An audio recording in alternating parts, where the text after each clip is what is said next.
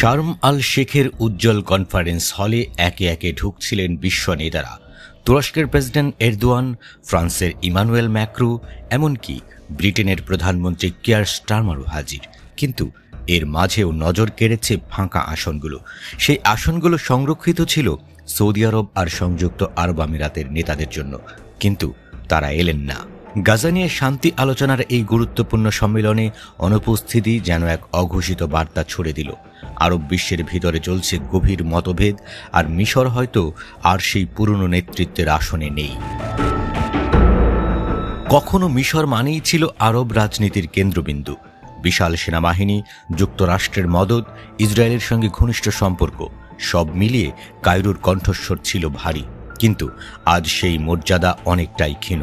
গালফের দেশগুলো তেল আর টাকায় এখন অনেক শক্তিশালী, আর মিশরের অর্থনীতি হেঁপে চলেছে।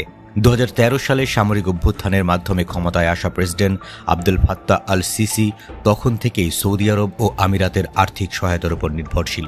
সেই কারণেই গালফে এখন অনেকেই মিশরকে দেখে জুনিয়র পার্টনার হিসেবে। কিন্তু এই অনুপস্থিতির পেছনে শুধু মর্যাদার প্রশ্ন নয়, আছে গভীর আদর্শিক ভিন্নতা।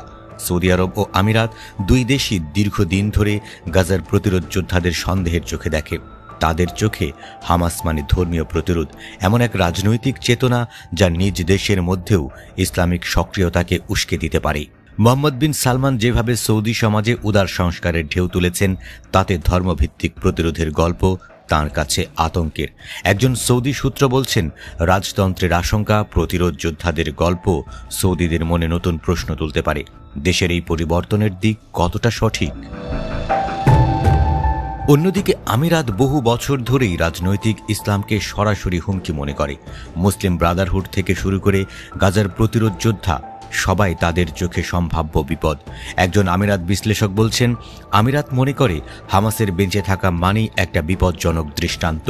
কূটনৈতিক পরিসরে বলা হচ্ছে, সৌদি যুবরাজ মোহাম্মদ বিন সালমান নিজেকে তুলে ধরতে চেয়েছিলেন আরব বিশ্বের নতুন শান্তির দূত হিসেবে, কিন্তু এবার আলোটা চলে গেল কায়রোর দিকে। সেটাই হয়তো ছিল তাঁর জন্য হজম করাটা সবচেয়ে কঠিন।